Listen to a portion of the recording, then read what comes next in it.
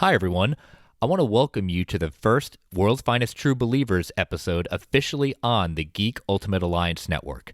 This episode was recorded before we had all the pieces in place for the network, so I wanted to take a quick moment to welcome my veteran and new listeners to the show. I'm so excited to be part of this and all the shows that we have to offer you in this one-stop shop network. If you enjoy DC, Marvel, Star Wars, movies, and animation, we have a show focused on each one of those for you.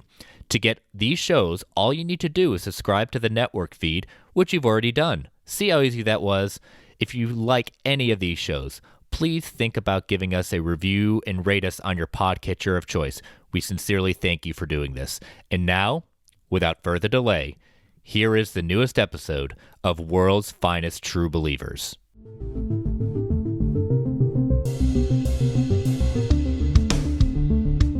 Hello, and welcome to World's Finest True Believers. Each episode, a guest and I will discuss one of our favorite comic book arcs or graphic novels from any publisher. My name is Chris. Thanks for joining us. Now let's get started. Well, hello, listeners. Welcome back to another new episode. Thanks for joining me today. And we have a new guest joining us on the cast today. Tyler, why don't you say hi to everyone? Hi, everybody. Tyler, thank you for coming on so much. Tyler is another one of those that reaches out to me over Twitter, and we struck up a good connection, and he wanted to come on the show. And I'm always, as I've always said, reach out. I'm always learned, and I didn't even realize that it's a podcast I've listened to for a while. So that was kind of cool within itself. So why don't you tell us a little about yourself, tell us about your show and who you are and all the lovely things that make you you. Well, my name is Tyler Patrick. I host the Krypton Report podcast. It's a podcast that's dedicated to all things Superman, Supergirl, Krypton. When we first started, it was going to be just more like a review in the Supergirl show, but I wanted to do more. And so we kind of tweaked the format. And then, of course, we review the Supergirl show. We review everything. We did the Krypton series. We have a long-going joke that forever when the show was started and named, it was because, they were going to do this Krypton show. And by the time Krypton came about, it had been several years. And then, of course, now the show has come and gone. And so, it's just something I've always been a Superman fan.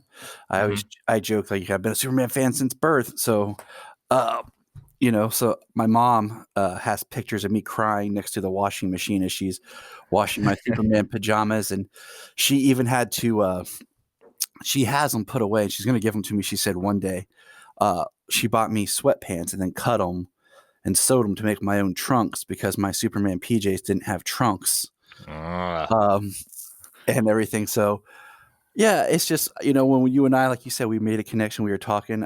It's actually my co-host, James. He is the one who found your podcast first and turned me on to it. And I started listening to it and really just enjoyed just the open discussions about any kind of graphic novel. Because I think a lot of times, I don't know, I read a lot more trades in graphic novels than I do individual issues as a whole. Mm-hmm. It's just, even in the digital age, I prefer my paper copies. And when we were talking, I was like, I want to do this story. And then I was like, I have other ideas.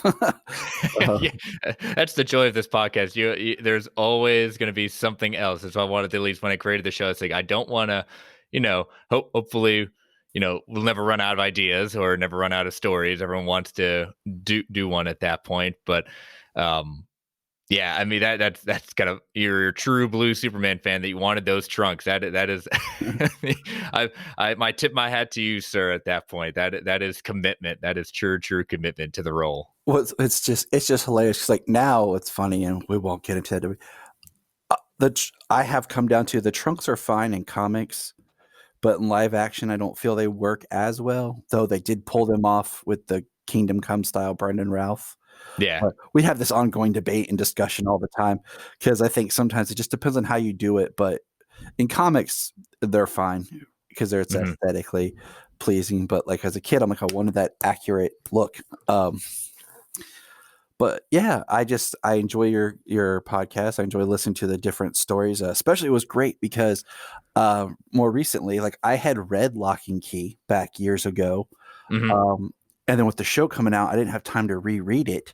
So listening to the episodes was great because it helped me remember, catch up, and it wasn't spoilery because I had read it. Yeah.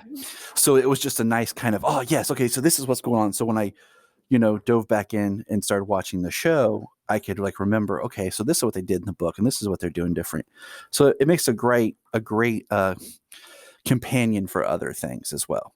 Well, I definitely appreciate, like I said, I've enjoyed listening to your show in the last year or so. At that point, it's like I said, it's just kind of, you're that guy on the show. It's always cool just you getting a name with a face, because I'm one of these people that people that come before at that point, like you said, you've been doing this for about 5 years or so. So it's always cool and humbling when people want to come on my little hobby of a show that had coming up on pretty soon to a year. But no, thank you. I'm kind of the same way. I'm a trade guy. I've kind of gone on the record about that. I used to be weekly, issue by issue, but just adult life and just became too difficult to do that in economics. So yeah, trade guy. I've got the DC Universe, Marvel Unlimited, so I catch up also on that way. But yeah, nothing can beat also holding a book in my hand, which I'm literally doing right now for our things. So ceremonial first question for first time guests is, what was the first comic book or graphic novel that hooked you or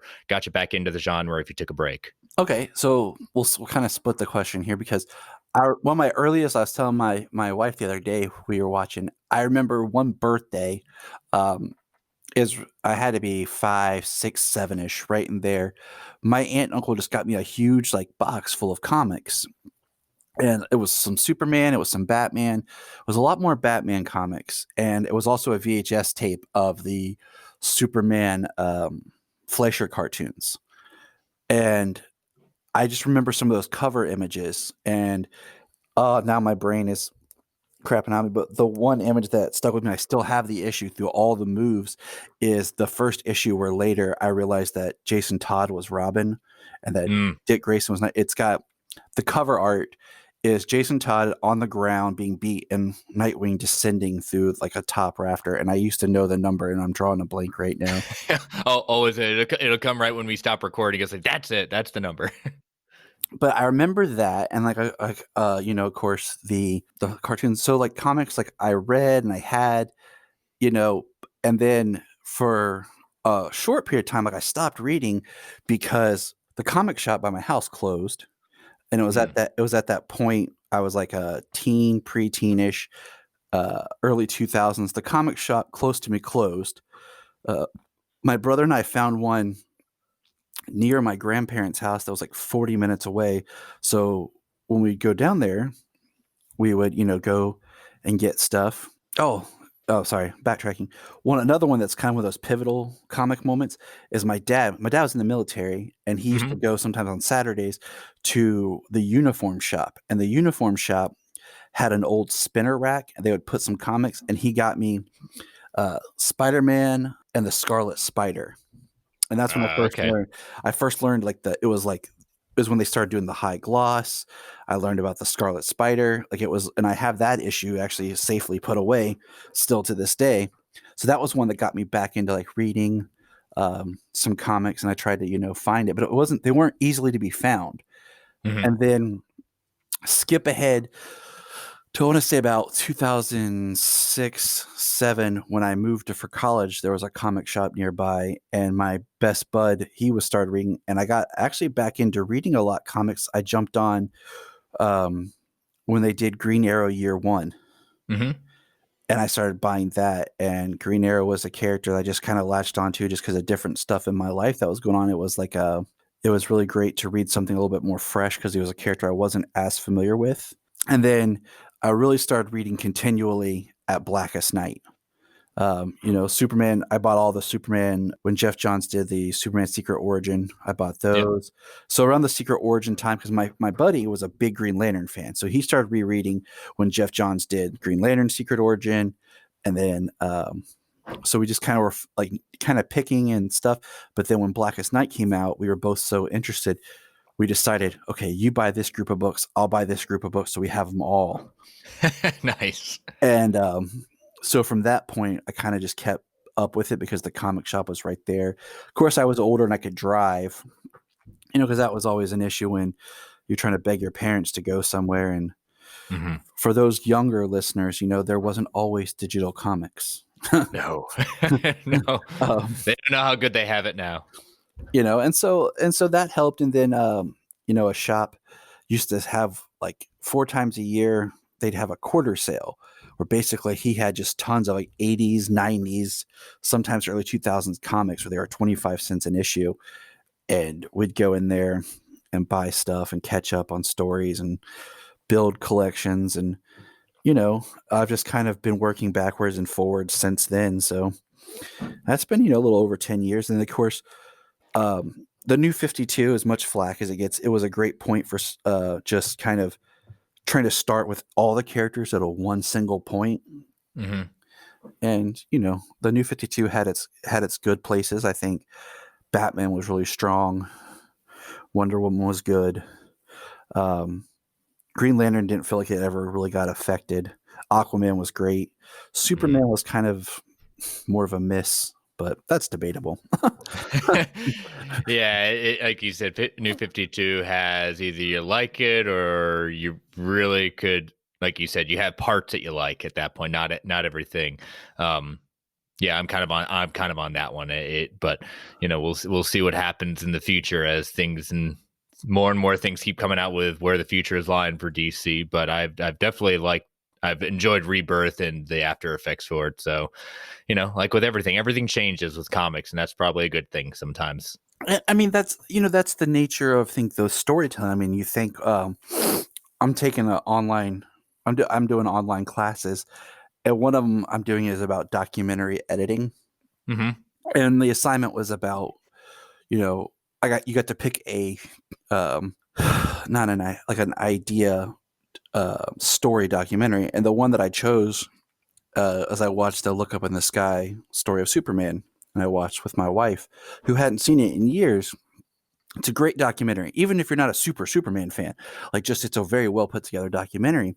And I mean, this character is over 80 years old, and it's like you have to sometimes reinvigorate that story. We got to kind of, and since we are talking about a reinvigoration point of this character, you got to make it appealing. You got to take it back. You got to reintroduce the character. Like I've always said, one of the smartest things I think that Marvel did, yes, I like both sides. I'm not a hater. I like all comics, was when they did their Unlimited line. I thought that was a great. Oh yeah. I thought that was great because they have their ongoing stories, but then they rebooted everything as a separate universe, and were able to bring their characters back, de-age them, make them fresh, and start over. And I feel like in one respect, if the New 52 had been something like that, I think it would have been more well received. Because I liked it, because at that point, my brother and I were like, oh, cool, we can jump in and start reading Spider-Man again. And he's back to being in high school like us, and he's a kid again like us, and it's all new, And of course, over the years, a lot of the Marvel Cinematic Universe borrowed heavily from the Unlimited universe with the way they did the Avengers and things. And I just thought that was a great way of reintroducing the characters without losing the ongoing history. I agree. You got to have both. So your old readers are, they're still there enjoying their continued stories. And then you can introduce new readers. Because I think with comics, sometimes that's the hardest part, is you want to read, but then you're like, Superman Detective 1012. Okay, can I start reading here? And that's why I love trades or like Elseworlds Tales. Like, hey, just read this book. Yeah. Like the story we're going to talk today, if somebody was like, man, what's a good Superman story? This is one of the top 3 that I would give them. Like, it's a one and done. Here you go. Enjoy. Mm-hmm. Yeah. Well, let's definitely get into that at that point. It's a great transition. Who knew you were going? Yeah. I think you had it all planned. Saying I'm going to end right here and do a nice transition. Good. I like it. So, what are we talking about today? What is this top 3 choice you got? I chose Superman Birthright. It is an origin tale of Superman, and it's written by one of my favorite comic book writers, Mark Waid.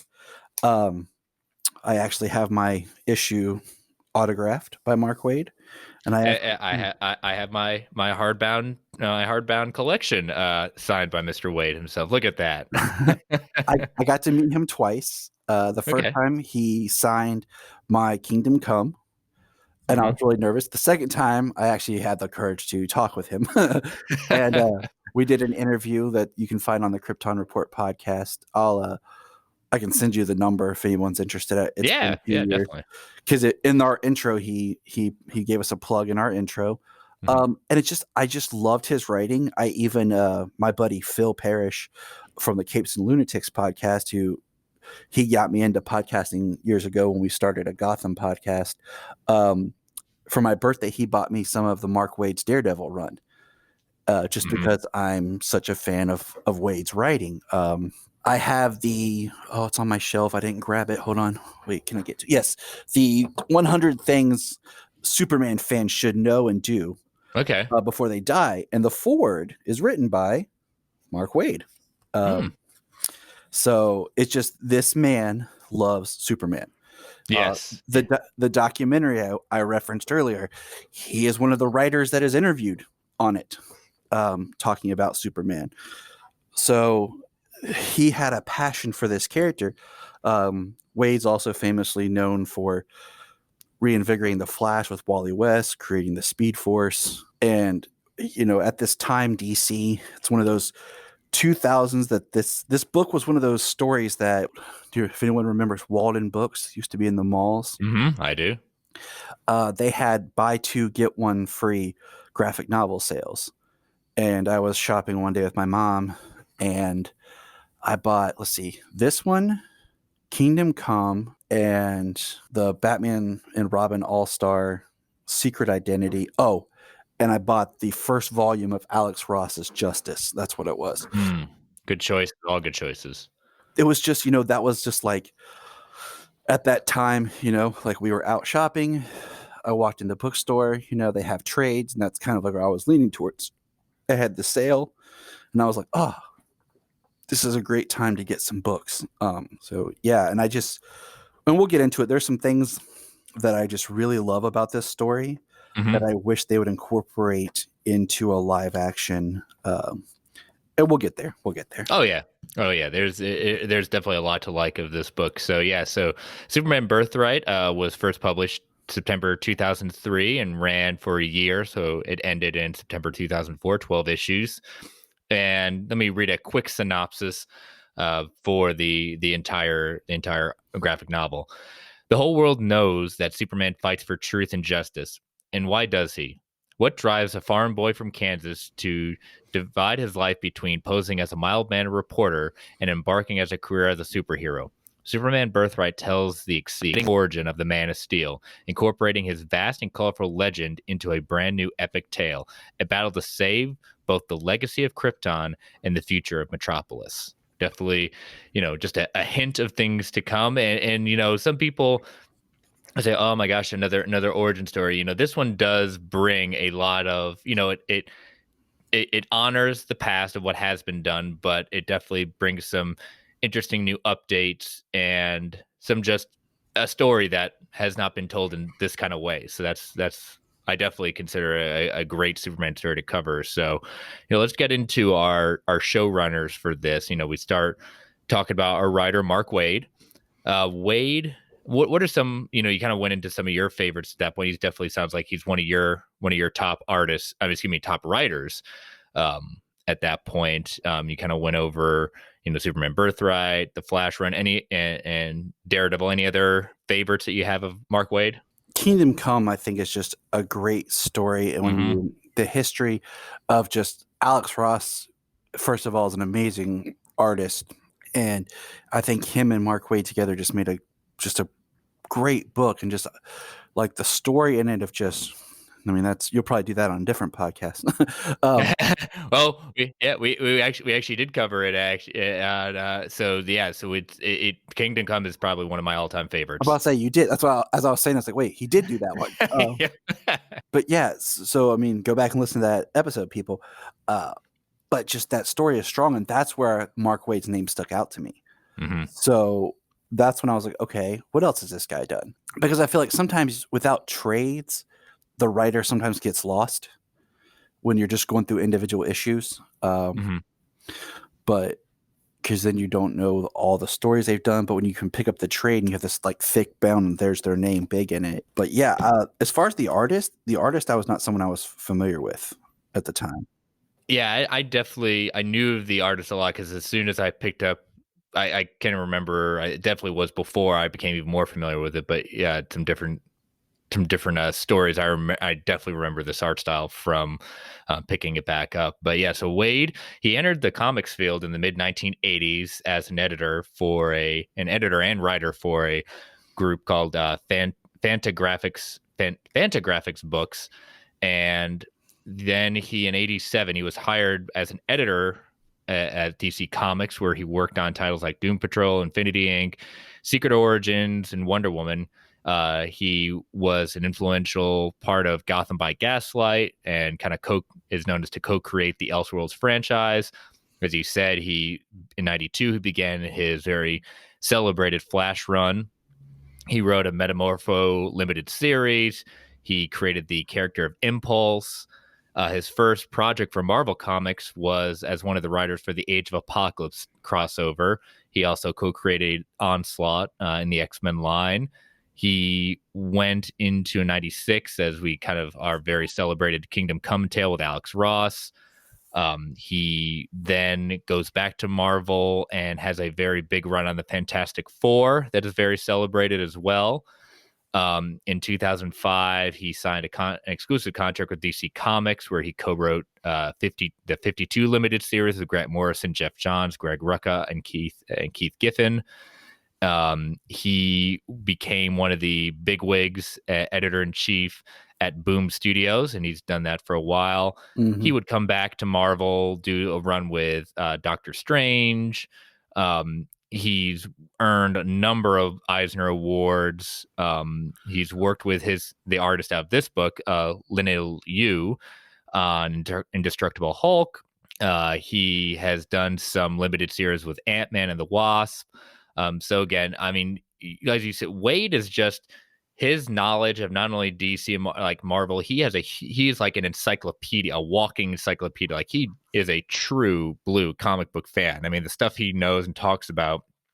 And that's one of the reasons I remember going over in the Kingdom Come episode, that he just has this knowledge and such a respect for the characters themselves. Like if you want someone to take over a big time character and respect the history and bring something new to the table, Mark Waid's your guy. Yes, totally. And that's, I think, what you kind of hinted at with this book is, if you know some Superman history, convolution history of like the Superboy and stuff like that, he tries to take a lot of those threads and find a story that works, that kind of ties it all together. And I'll point out more what I'm talking about as we get into the book. Mm-hmm. But he tries to honor the history by giving us what's been done before, but yet putting some new spins on it. And it's not even just spins too, as we'll talk about it. It's almost just like something we never really thought about, but we're so glad we know about now. Yes. So our penciler artist, Leinil Yu, and I apologize if I'm mispronouncing it, Leinil Yu. He's a Filipino comic book artist who began working for Wildstorm Wildstorm Productions. He was first recognized in big time in the industry by winning Wizards Drawing Board Contest, where his first published work was there. He continued doing some work with Wildstorm for a while, and then his samples got passed on to Marvel Comics, who subsequently hired him to work on Wolverine. He continued doing some of the core X-Men work with Chris Claremont. He worked on titles such as Fantastic Four, Ultimate Wolverine versus Hulk, New Avengers. He co-created High Roads with Scott Lobdell at Cliffhanger, Superman Birthright, Silent Dragon at DC. He was one of the lead artists in Secret Invasion, written by Brian Michael Bendis. As I said, Ultimate Wolverine versus Hulk, the Secret Invasion just miniseries is just So great. I mean, that's probably the first time I had really noticed how much of a unique and just great artist he was and currently is. Excuse me. April 9th, he was one of the participants in one of the 62 comic creators who were on the IGN stage to create the fastest production of a comic book and most contributions to a comic book. He helped relaunch a new volume of Captain America, and he created the very first Filipino superhero, Waid, who appears in Marvel's Comics issue War of the Realms, New Agents of Atlas #1, published last year in May.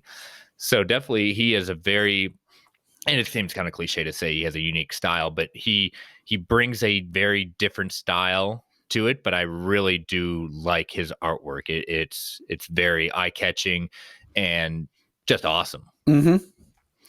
And, I've said this before. You can have a great comic book story, but if your artwork is not well done and not attractive, it really detracts from the story and may turn away readers. So, I have a couple things where, everyone's like, oh, this is such a great story to read. And then you look at the art and you're like, I'm not connecting with the story because the art. And I'll give you a quick example, and this is not a hater. John Romita Jr.'s artwork. To me, it's I like it when it's not mainstay characters. I enjoy his work when it's like his own, like when he did Kick-Ass and things like that. But like when he wrote and he did it for Superman and currently is drawing for Action, I don't connect with the artwork. Yeah, it's one of those. I know Romita. I'm definitely a fan, but I can definitely see those that have just, like you said, don't connect with it, and it just can be off-putting at that point.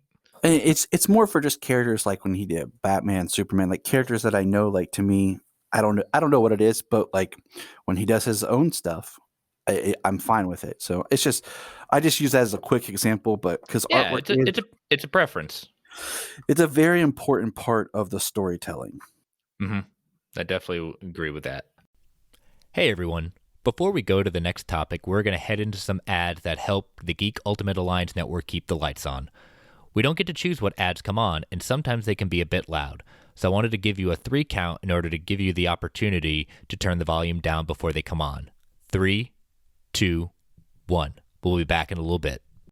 Before we start getting into it, I was like going into the background of, if I can find it, of why, like what's the inspiration behind this between the artists or writers or what it is. So I was able to find some interviews that Mark Waid did, starting with August of 2003 from CBR. The title of it is Gonna Party Like It's Your Birthright. Part 1, Mark Waid Talks Superman Birthright, and it's by Arjun Singh. He goes into saying, the idea to introduce Superman to a new generation of readers, and the generation after that, and the generation after that. Right now, DC doesn't have, at the time, in his mind, a definitive volume to hand anyone who wants to know the story of Superman. They're going to get bits and pieces here and there, but here it is all together with new surprises, new inventions. Here's Krypton. Here's the origin of the S symbol. Here's the infant Kal-El. He wanted it to be kind of that, like you said, put it in their hand and they're ready to go. So it's the chance to do this update, and was offered to me by then DC VP Dan DiDio, and explains how Waid, how the assignment came about. He said, we were in agreement that while the Superman franchise was staffed by great creators doing great stories, the trend in comics over the past 15 years or so was to cater to only one audience, the audience that had been with you for 15 years. And that has its drawbacks. So when the assignment of Birthright came about, it was to re-envision Superman for the contemporary young audience, to ask the questions of the character and his motivations that might not have been asked for nearly 20 years. And the last time it was rethought, and how little more closely the parts of Superman mythos that everyone but a small hardcore audience was familiar with. That Kal-El was an infant, he left Krypton, that Clark was a mild-mannered reporter, and that the secret of his dual identity is closely guarded from everyone, even Lois Lane and so forth.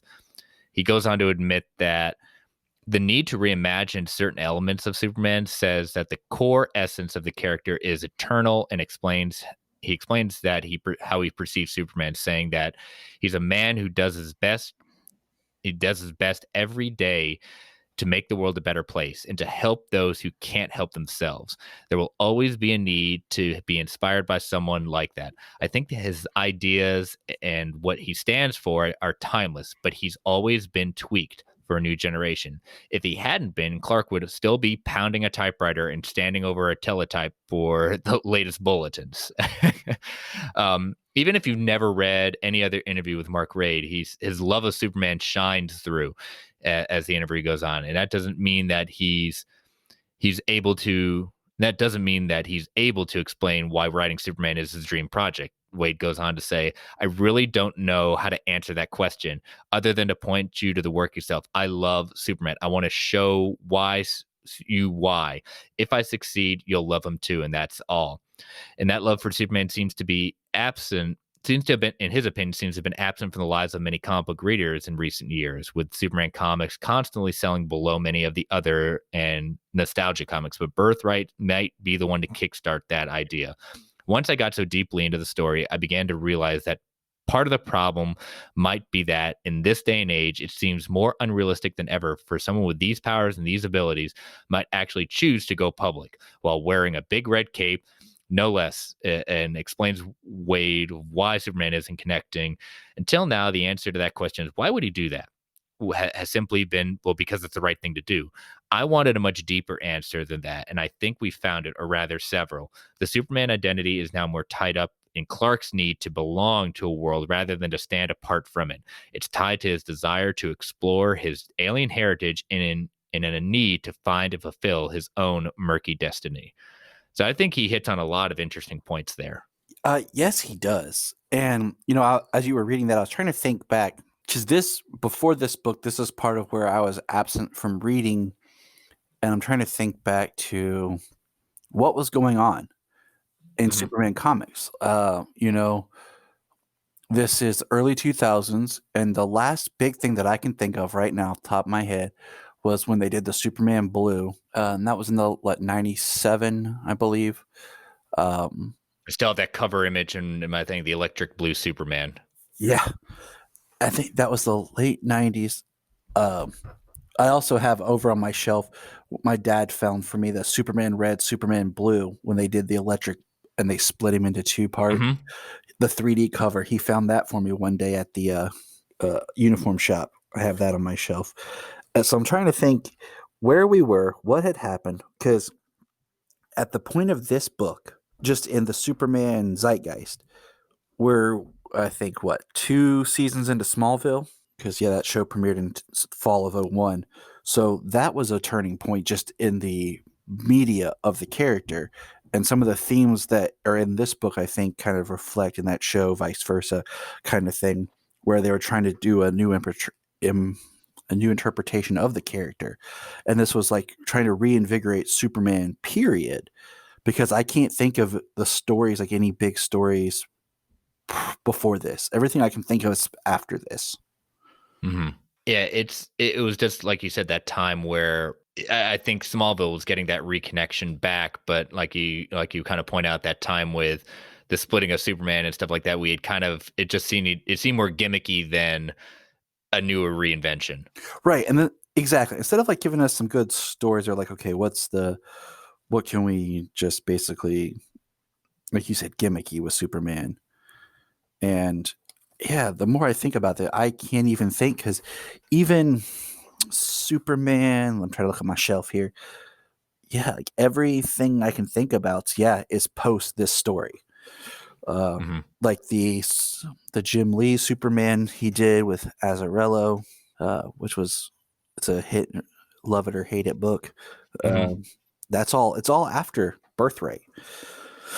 So, I think now that we've said this, I think Birthright has even more of a stronger place of just kind of reinvigorating the character, bringing Clark into a different time where we as the reader can reintroduce and connect with him. Because I think getting to know Clark before Superman is a huge point of the character. Like Waid stated, is why would you do this? Why would you want to reveal yourself? Why would you want to bring yourself into the public eye?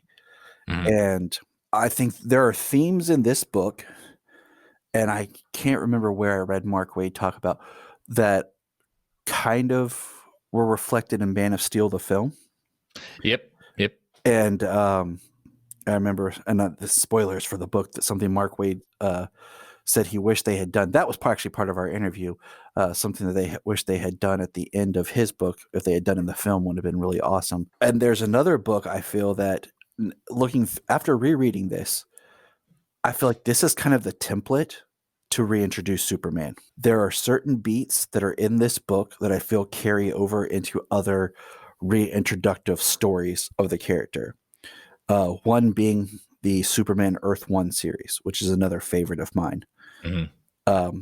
There are beats in this I feel that story follow. Much like if you look at the film idea, every Superman film has kind of been like Krypton, Smallville, Metropolis. Even Man of Steel has its Krypton. Then Smallville's kind of cut back, but he's on a journey. Then he's in Metropolis. Mm-hmm.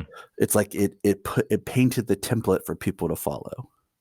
Yeah, it's almost like you have to have those beats. You can't stray too much off the path because eventually you have to get to Metropolis at that point. But yeah, let's definitely get into it.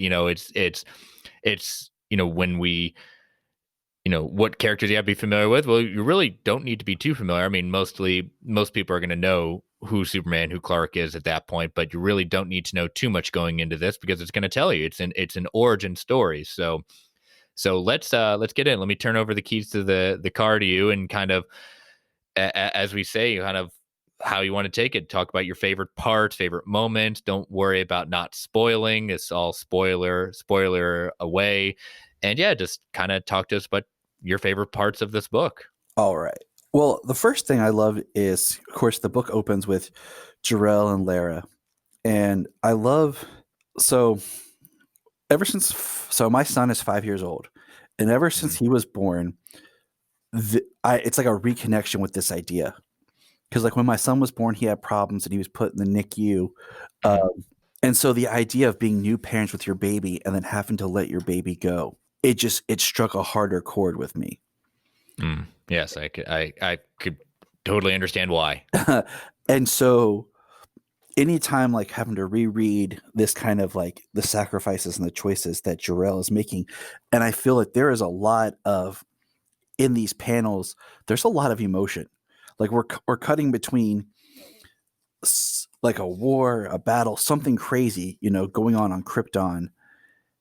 And then Jor-El and Lara like running simulations and testing and trying to figure out what to do, and they're failing. And I also like, because in these panels, I feel that sometimes Lara is very underplayed, and it's always been more about Superman's father, and and like there's the artwork, especially on page. If you're looking at the same book that I have, page 17.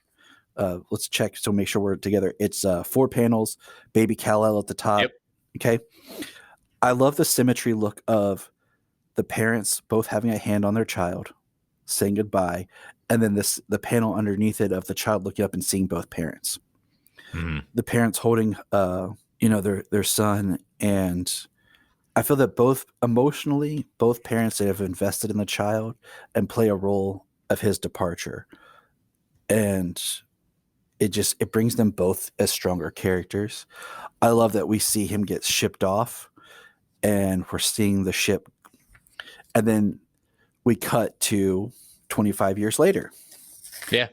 And this part here is what really hooked me on this story. I like the idea, and I think that's part of why I really latched onto Smallville, the TV series, in a lot of ways, was I like the idea of Clark kind of traveling the world, figuring things out, and doing things pre-Superman. Like he's figuring himself out. And so this is one of the stories why I latched onto this book right here about him in West Africa.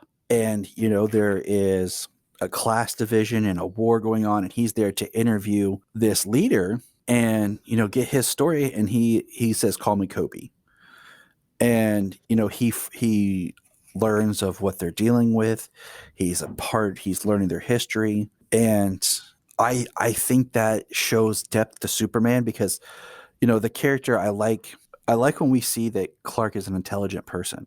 I like to see that his powers actually help him adapt to languages, like his super hearing and muscle control. He can quickly learn and speak other languages fluently. And I just like the idea of him trying to be a part of the world and learn more about the world as a whole.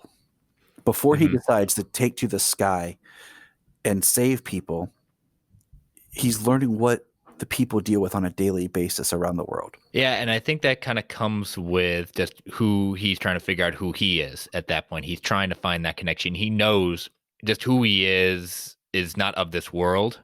And so he wants to just kind of be a part of that and find some connection to that world.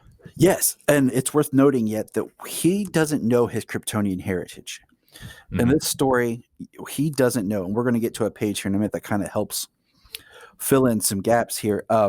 But you're right; he's on this quest to find out who he is and where he fits in. On page 31 has one of my favorite parts where a woman is shot, and he says, "It hit an artery, ma'am. Squeeze my hand hard." And he's talking. He says, "I have to close the wound before," and he uses his heat vision to close her wound. And I just like this where he's quickly active, using his powers to help heal and protect.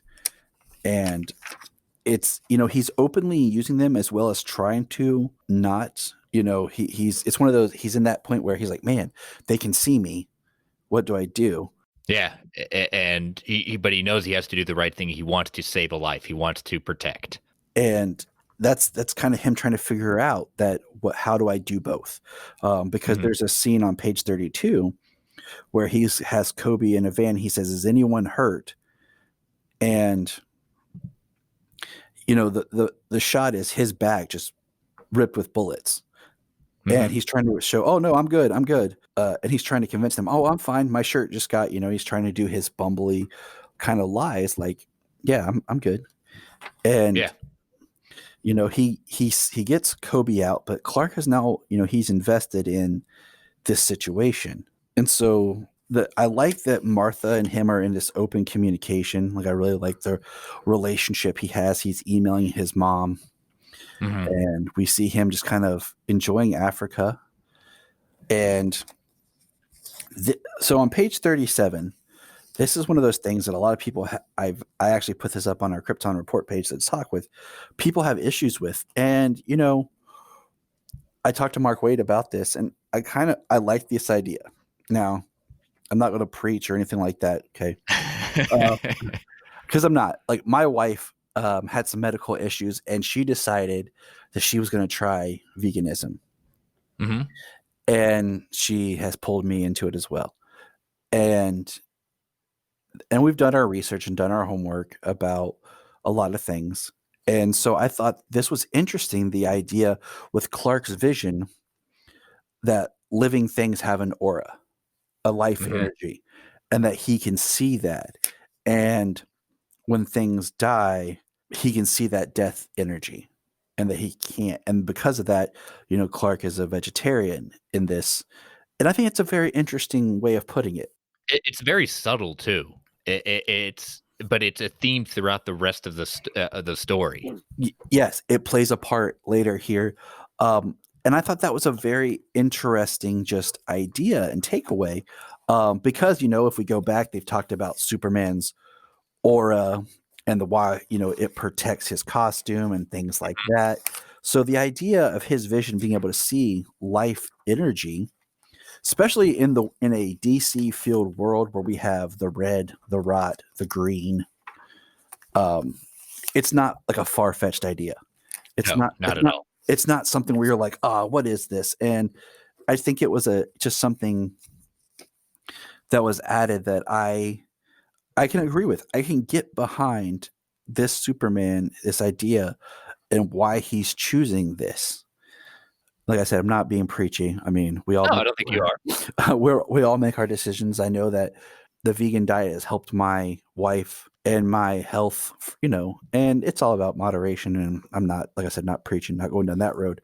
But it was just something that rereading this, I connected with.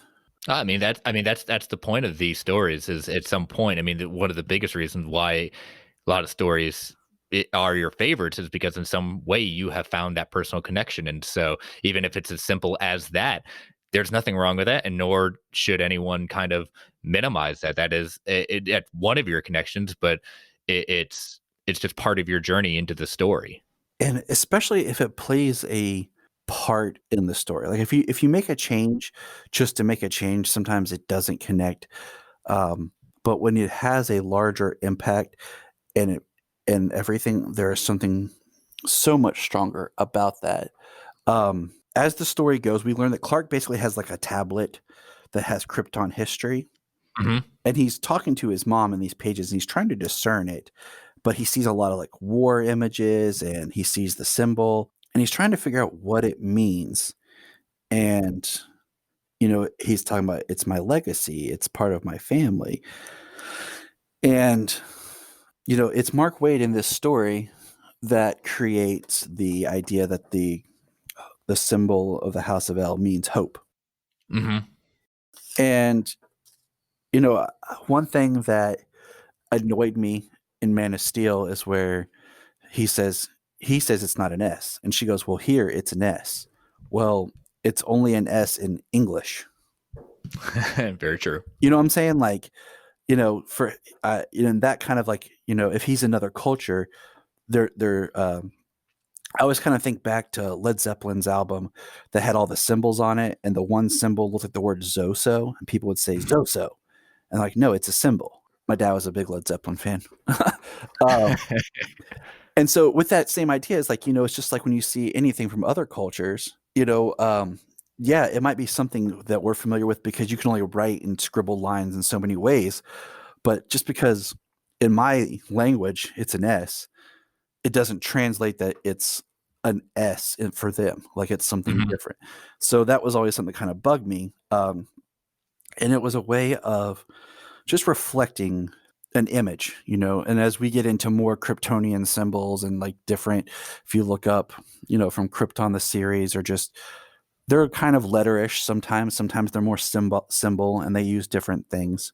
But page 39 is where it says a symbol of hope. Mm-hmm. And, it goes on more about how he's doing things in Africa and helping these tribes people out. And he starts to learn more about what's going on with Kobe and how there's basically a hit on Kobe's life. Mm-hmm. And of course, Clark has to react. Let's see, what page is this? Because the page numbers stop. But there is a great call out to Action Comics 1000 of Clark stopping a vehicle. And we basically, Kobe gets killed. We'll skip ahead. And, Clark has learned to really respect this man and his ideals for peace and for freedom and for his people. On page 56 is where it brings it back around with the life energy. You have the top panel of Clark, tears in his eyes, and then you have 3 panels of the life energy leaving Kobe. And then the last panel at the bottom is Clark full tears and anger. And this chapter of the story ends on page 58. And this was the story, like I said, that got me, because I have a strong connection of like the pre-Superman, like who am I? And I think part of that, like I said, is Smallville came out, the TV series, when I was in high school. So I was like 1 year off parallel with Clark. But, at that time, you're like, who am I? What am I doing? What's my history? What's my destiny? And I think building that foundation for Clark so that when he does reveal himself to be Superman, you have a stronger idea of why he did this and who he is to do this. Mm-hmm. And I could go on, but we're not here. No, but you're right to, like the first issue is the hook. You want it to be like that, and there's so much to go over at that point. Like you said, there's so much other things to go over, but that's I'm glad you spent that much time on the first issue, just because it's that pivotal that it starts this journey with so much to dive into of who Clark is in this new way we haven't seen him before. Hey everyone. Before we go to the next topic, we're going to head into some ads that help the Geek Ultimate Alliance Network keep the lights on. We don't get to choose what ads come on, and sometimes they can be a bit loud. So I wanted to give you a 3 count in order to give you the opportunity to turn the volume down before they come on. 3, 2, 1. We'll be back in a little bit. And you're right, and that's why I did, is because I feel like that's the most original part, because it sets the stage. Then after that, we get into more familiar beats. We're on the part with the Kents. There's a great part of just Martha's very much open to Clark, to understanding, to she is a UFO kind of person. She and enjoys looking into that. And I like the Jonathan kind of has a problem with it, and it's he feels like his son is pulling away from him, that his son is like not turning his back, but he's not part of it. And it's very interesting because, and we get to that point, like Martha is very much like, oh, your history, let me help you make a costume. Let me, let's celebrate this. And, ooh, let me see the images. And Jonathan he's angry about it, and, we get the great scene in page 77 where he takes a hammer and starts trying to bust up the ship. And basically Clark and him have a really good conversation. He basically says, I'm trying to find the exact wordage here. It's on page 80. Mm-hmm. And he says, Pa, stop looking so nervous. You know that. And then Clark realizes he's never taken his father for a flight. Yeah. He's never let his father kind of experience that. And he says, I've never taken you. And he says, fly. Why wouldn't I want to fly, Clark? Guess you don't know me as well as you thought. Don't feel bad, Clark. That's my fault. And we learn a little bit more history about Jonathan's past. And we see, we learn that Jonathan's father wasn't that good of a dad. Mm-hmm. We have a different name. I think another, inconsistency thing is the fact that we've never got a continual name for Jonathan's father. That's true. In here, it's rescued as Matthew. I've seen in comics and in Smallville, the show was Hiram. It's one of those things that's an incongruent thing. I mean, even in the history of Superman, Jonathan and Martha didn't become staple names till a little bit later. Go back and watch the old George Reeves series and the old serials. They were Ebed and Sarah. True. And yes. And then it was then eventually it was settled at Jonathan and Martha. Well, I think you get to the point. It's just he's also he's Jonathan's beating himself up, but he's also his son is going off into the world, and not only just doing something with his life, but also he wants to do more with his powers. He wants to do more, and he's like any father. We want to protect our children. We are worried for our children. He's angry just that he knows he can't protect his son like he used to. Exactly. And we, like you said, as fathers, like, we'll turn our fears into anger. I'm not really mad at my son, but I'm just angry because I can't protect him anymore. Mm-hmm. And so I like on page 83 where Martha's they're trying to help create the Clark Kent disguise. And she says, for heaven's sake, son, I don't need x-ray vision to see your six-pack. And they're like layering him up and all this. And then, it's Jonathan's glasses they take off and put on Clark. I like this chapter because I think the parents are always an important dynamic in Superman, even with his loss, he lost his planet, his world, his identity. He was grounded because of the people that found him and made him. And that story has been used to really help what made Superman is, his parents.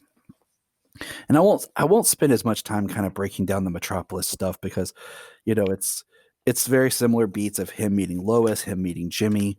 But the stuff I do want to hit on is the fact that he did know Lex Luthor. Lex Luthor was in Smallville. He did go for a short time to school with Clark. And that basically Lex, and that's where I was talking about like the history, like in Superboy comics, there was a time where Clark and Lex were friends. And this is where it's pulling it together. And I agree with you. That's something that I do like seeing. I really liked Smallville for that, is seeing a history there. And I like that Waid, it's not just Smallville, but it's just, there was pre-crisis there was that history in the comics. Yes. And a lot of that's gotten lost. And I think this is because I personally, I am not a fan of Superman doing Superman stuff as a boy, say the Superboy costume. Mm-hmm. I gotcha. I prefer the idea of him, like, for lack of a better term, like the Smallville stuff, like doing stuff, but like he's not like predominant. He's not in his costume. He's just kind of hiding in the background, trying to figure himself out, but knowing he has a responsibility that he can do things. Yeah. So I like that with this story, Waid was able to kind of put some of that Lex Luthor Clark past into this.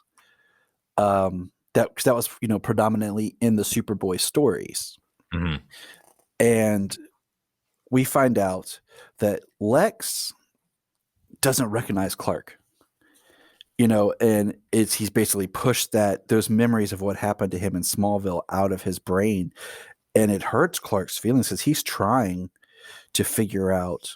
Like he doesn't want to give up on Lex, even though he knows and see in his past, and his past knows that Lex is not necessarily a good person, but like a true Superman, he's not going to give up unless he comes to a breaking point, which he does come to in the book. Yes. It's eventually he basically says, I've exhausted myself trying to help you. And basically, like, there is a point now that we are now enemies. And there's discussion with Martha, Clark talking about, but really, if we jump to page, let's see here, like 164, we start getting more of like the flashback story of when Lex came to school. Clark brought him to the farm. He tried to help Lex, and then you see Lex kind of being he's a very intelligent guy trying to do stuff. Like we see him trying to fix the milking machine for Jonathan. Clark and Lex bond over his telescope. And there's dialogue in here about Lex just not really understanding how life works. And I think the parallel is interesting that mentally, Lex is more alien, like not understanding a birthday gift. The way he perceives human behavior is almost like an alien, while Clark, being the actual physical alien, is more human in his thought process altogether. It's almost in the sense of Clark is striving for human connection and striving for belonging, finding his place. Lex wants to be honored by the people for his intelligence, he wants the attention to honor his gifts at that point, and not necessarily striving for a human connection, but to be honored for what he can do. And instead he's rejected for it or made fun about it or used for it. Exactly. It's that Lex and Superman always represent the idea of what a Superman is, and how you define it. Is a Superman a person that has superpowers and that's beyond, or is a human man who's made himself super through his own will, intelligence, and well-being? And we know that Lex himself has a piece of kryptonite, and he's doing experimentation on that kryptonite, and he's tapped into Kryptonian tech. And that's worth mentioning, is that's going to play more. But if you are reading on page 177, 176, there's a great flashback of just Lex using his deductive reasoning in class. There's a great point on page 178, 179, where Lex gets really hooked on, where's the word? Then there was the week that Lex discovered civics. And he builds a whole different model plan, like to help he goes to the mayor, and they just kind of reject him. And it's like, this is Lex trying to find his ways of fitting in that's not working. And we see that he actually helps the other football team out, having them like figuring out their plans. And Lex is trying to find a way to fit in with who he is, and it's not working, which leaves he creates a machine that's supposed to find extraterrestrial matter, which actually works. But because it works with Clark, Lex doesn't think it works, which makes him even more angry. Yeah, it's like he's using kryptonite and Clark is reacting to the kryptonite while Lex thinks he's just making fun of him or trying to reject him. And he says on page 189, get away from me. And Clark is, he's sick because Lex has this kryptonite that he found. And he says, Lex, it's not you. And Lex just, shut up, you stupid hick farm boy. And he throws him out. And Clark's pleading like, Lex, I'm sorry, let me in. The power grid, what are you doing? And basically causes an explosion. And that's how Lex loses his hair. Mm-hmm. And then we find out that basically the house burnt. The Luthors wiped themselves out of ever being in Smallville. And we find out that just Clark's the only one who really remembers that Lex was ever there because he wasn't paid off or whatever. And we find out, so like I said, there's a lot more information in here. There is a great connection, the fact that Lex has been able to unravel that tablet and the Kryptonian history more so than Clark has. And on page 212, which is funny because that's my birthday, Lex is kind of laughing because he's learned more about Clark's heritage than he has. And he's, he says, you really don't know, do you? And he's laughing and crying and then basically starts showing Clark Krypton and what happened. And so why this whole thing's going on, there's a whole thing about, Superman's doing his saves. And I don't want to give everything away because we can spend a lot more time on the story, but Superman's saving. Who is this guy? What is this? It's really interesting because, there really is should we trust him or not? But meanwhile, Lex is building, starting really with page 218. He launches a media craze with combined technology of his machines and soldiers. He basically makes it look like Krypton is invading Metropolis. Mm-hmm. And just starting to turn, which is what his purpose is, to turn people against Superman, even if he knows who Superman really is, or vice versa at that point. His goal is not to reveal that because that's the easy way. He wants to destroy the image. Exactly. Because the shield, the symbol, it's plastered everywhere. And it's interesting to watch the invasion happen, to see the people that, Superman's saving. He's still fighting and saving people. And these, against the people who are the quote invaders. And, you see the people on the streets kind of confused. And, they rip off the symbol off his chest as he's fighting them. There's a great shot of this kid who's about to be, rubble and bullet fire. And literally Superman rips off the shield off this tank looking and holds it up to block the fire to protect this kid. And Jimmy, of course, Jimmy's in the thick of it, getting pictures. And we see great shots of Lex just angry because he doesn't want people to see Superman as this hero.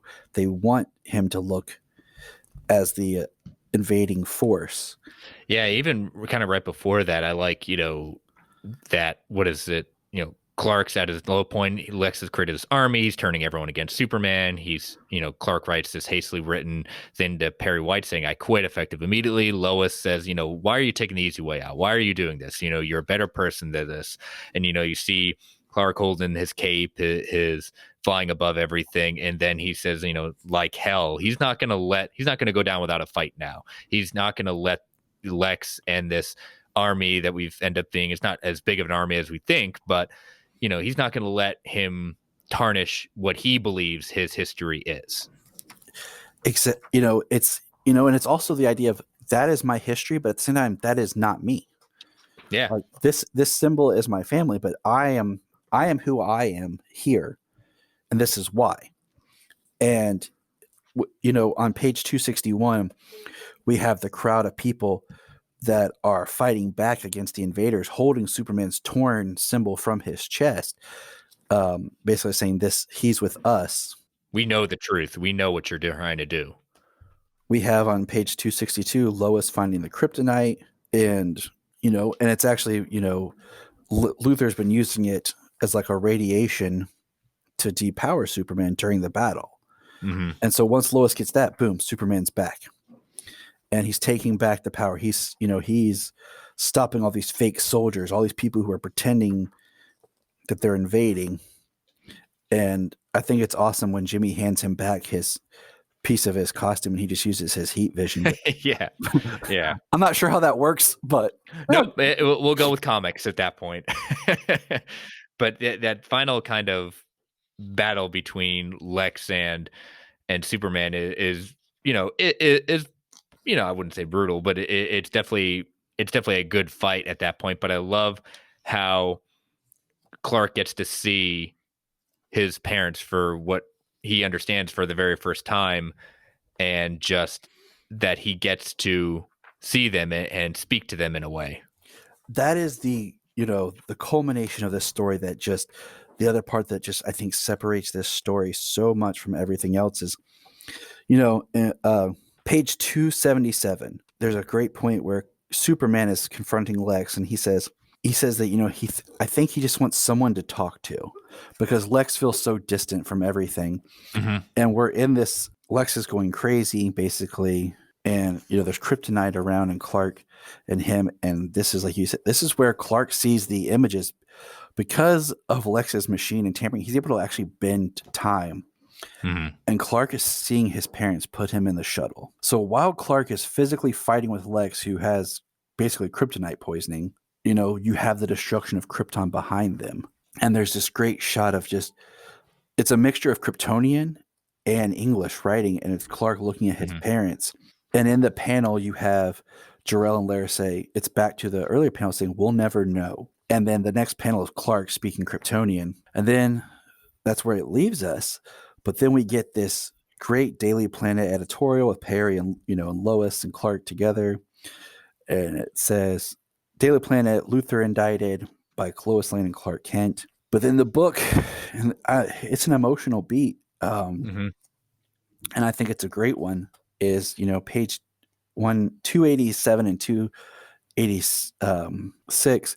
It's basically Lara and Jor-El watching Krypton destroyed, and they get a message that says, "Mother and Father, I made it."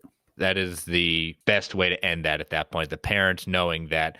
I mean, we've never gotten that. We've never seen that. They've never known that. And just to have that moment, I don't care who you are at that point. That does pull at your heartstrings at that point. No, if you're a parent, that really, that even brings true. Both of us being fathers at that point, knowing that if you had to do that, knowing that your child made it and he's okay.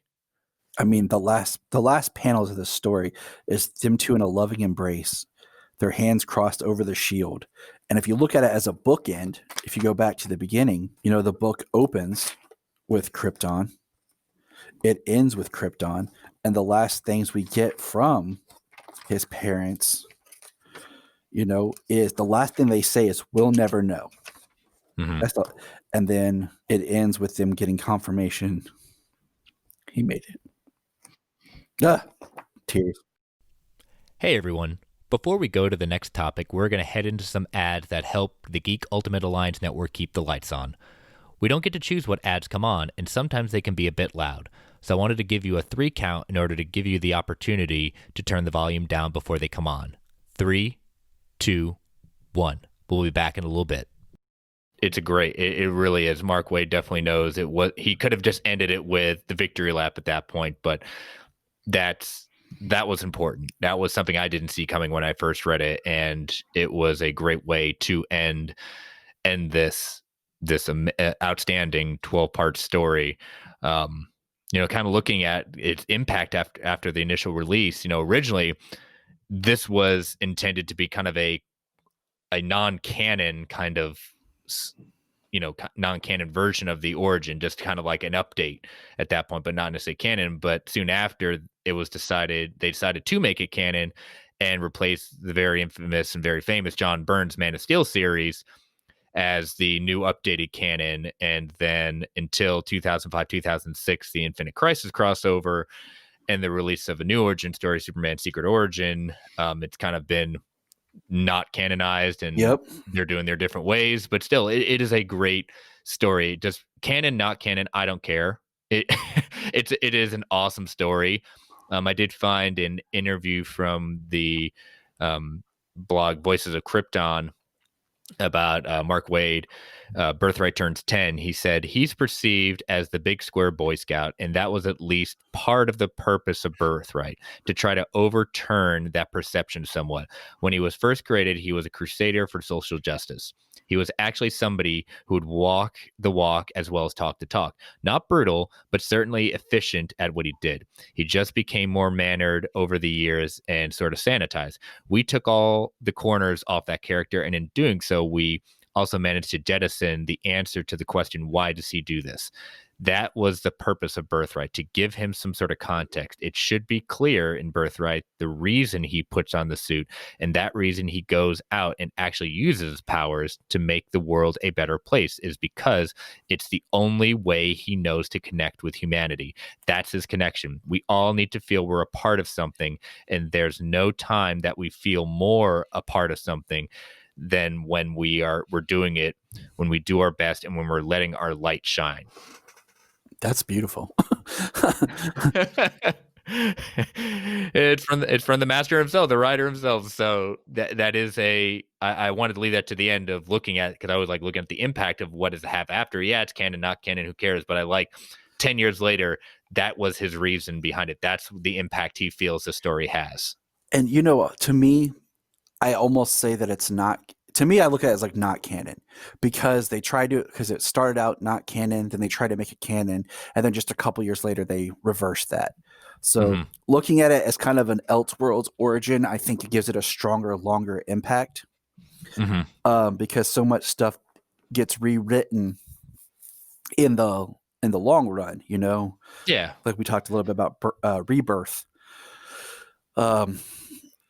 But I think that, the parts that are always going to be canon, are stuff that's always there. Krypton, Smallville, Metropolis. Yeah. It's just a question of, okay, let's look at a story that we never told before about this. That's cool. It grows the character that we know in a different way. It's even just like the cement idea that there has to be a helicopter rescue of Superman saving Lois Lane. Like, that's just like, that's on page. See, I hate when they stop like the page numbers on some stuff. Yeah. But yeah, it's here, paid in the 100s. But that's just one of those things that no matter what Superman story you're telling, that's in there. And I just think it's like we said, it's a one and done kind of thing. But if someone's like, man, I want to read a Superman story to know this character, here, take this. Yeah. Read that. Read this. You get an understanding. You get introduced to the character. It allows you then to move forward if you want to, or like, oh, okay, you can connect and have some grounds for who this character is to take with you wherever you go. I always ask the question: could you see this as a movie or TV show? I think we've said earlier that Man of Steel did take elements of this, in some extent. A lot of different areas has taken elements of this, but this story in particular, would you like to see this, or how would you like to see this as in an animated show or a movie? Actually, what are your feelings about that? I think this is one of those that I don't know if you buy the DC animated films that they put out, because every time you do, it gives you like a little thing inside to take a survey. And in that survey, one of the questions is, what are some stories that you'd like to see turned into a DC animated film? And this is one I always select. And if I was going to do this, like if I was going to do it in a live action, like I would look at this as like I said, like a template, and the beats that I would hit for sure, like incorporating in this, is that I think the Kobe story. I think that's a great 20, like, if you're looking at it like a movie set, your 20 minutes opening story would be that great to like, oh, this is Clark, this is who he is, because you can start off right there. Like if you just started a film with that opening scene and then work backwards a little bit, instead of having to start with Krypton, I think would be really interesting to do. And the other beat would, of course, I would love to, work it in there, because you could craft a story in a way as Clark's discovering himself, where you're cutting the Jor-El Lara stuff in as it's going, and then end it with him getting to see his parents and say, I made it, because that's never been done. No, and I think that would be a great part to include in an animated movie. I mean, I would just, who knows what's going to happen with the upcoming Superman TV series? But if they could find a way to like hit some of these beats, would be amazing, like Yeah, flashback story or whatever. But I think those things that kind of help break him to give it a little bit more depth than what we've already seen. The idea is like so many times Krypton is looked at as being villainized. Like I'm not a fan that Brainiac was a Kryptonian AI, because it just means that everything that Krypton creates is evil. Doomsday, Zod, Brainiac, like all Superman's villains are coming from his home planet, and yet the only thing that's good from that planet is him. And is that because he grew up here? Or, it opens up the idea, was Krypton even a really good place? And that's a discussion for another time. But so the idea that in that sense that Lex is trying to take this culture and shift it through like a media perception that this is evil and they're invading is a very strong story. Yeah. No, I agree. Those are definitely some great elements to kind of think about it and to possibly delve into in whatever they decide, hopefully one day. You kind of hinted towards it, but this being kind of your a top three, if not your top choice, of what makes this, if you had to put this into kind of a quick couple of sentences, what makes this one of your favorites and the impact it's had on you? What makes it is just, it's the idea, like I said, that starting out that identity, and like I said, really that hook of that first story of just, because it goes back to like if you read Action Comics 1000, where Clark was a down to earth social crusader. He hadn't yet ascended to fighting the aliens in the sky or the bigger threats. He was fighting for the average man with truth and justice, and just him, on the ground using his powers to help everyday people. And that hooked me. And just that time of like in my life of, because when I read this, it had been out for a few years. So I want to say I got this around 2006, 7-ish. And just that, I had recently graduated high school. I was in college, but I was doing it part-time. So I was still trying to find out who I was and what I wanted to do and what I could give. And it just kind of became that kind of story of I'm where Clark is. And it connected with me of just the depth of the writing. And then like now it's also layered because I go back now and read it as a parent and identify a lot of with, even though they're in there barely, like the Jor-El aspect of my child and just the depth of the shortness they're in the story, but what I bring to that, the emotional weight that I can put on those characters thinking about my kids, just makes it even more of a well-done story. Feels, like you said, it has more of an impact. It has a greater impact as we become parents and having that idea of what we would do in those situations. No, that's great. So my last kind of two questions are who would this graphic novel or this graphic novel appeal to, and what is your elevator pitch to someone who has not read it? All right. So the graphic novel I think would be perfect to anyone who knows something about Superman or is interested about who or what this character is, because this book has it all. It encompasses, the Lex, the Lois, the Daily Planet, Metropolis, Krypton. So you kind of get a real quick crash course, so to speak, in Superman and the legacy. There's just enough in there to get you interested without overloading you with the history of the character, so that you can kind of present a one shot. This is the character, and then you can kind of start diving from there. My elevator pitch. What about a Superman story where he doesn't even know who he is, but Lex Luthor knows who he is and turns that against him? Yeah, that'll work. Yeah, that's good. There I we like go. it. Because just like going back to Man of Steel, the film, like Clark on that kind of soul searching journey, not knowing his Kryptonian heritage at the time, later learning it. But I think the key factor in this is that Lex learns all that before Clark himself does. Yeah. Well, that's good. That's awesome. Well, any final thoughts before we bring the episode to a close? No, I think we pretty much covered. No, I really appreciate your time, Tyler. Again, this is a great story. I've read it a number of times, but this is one I enjoy coming back to. I think you brought some very interesting points, and your personal connection with this is just something that I greatly appreciate you sharing that with our audience at that point. So thank you again so much for coming on.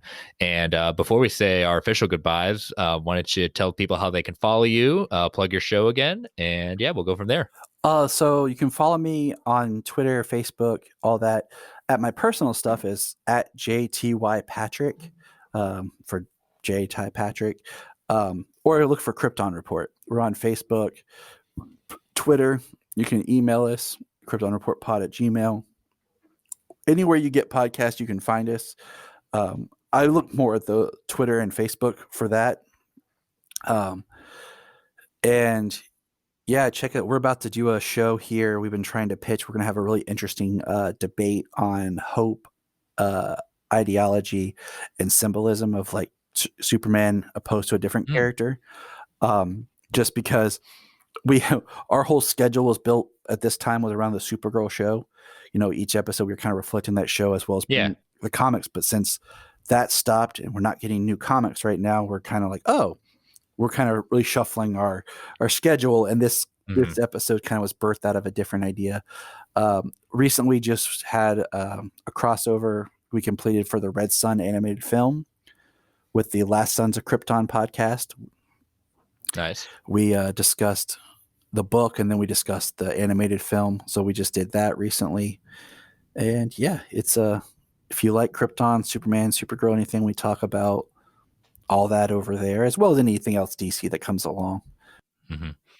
No, I highly recommend your show, and again, humbled that you came on my little show at that point, and thank you again for the very kind words you said at the opening. That does mean a lot. So, but thank you so much for coming on, and definitely, guys and gals, check out his show. It is definitely one that you will enjoy. So, again, listeners, we have come to an end of another great episode of World's Finest True Believers. You can follow the podcast on Twitter at Finest Believers and me personally at Chris Balga. You can email the show, World's Finest True Believers at gmail.com. Feel free to tweet or email if you want to be a guest, provide feedback, or ask any questions. Continue to rate and review the podcast on Apple Podcasts or whichever platform you're listening to. I really appreciate that. And as always, listeners, you all are truly World's Finest True Believers for taking your time. And whenever you're listening to this, morning, afternoon, evening, or the deepest of night, thank you very much. I look forward to talking with you soon. Bye-bye, everyone.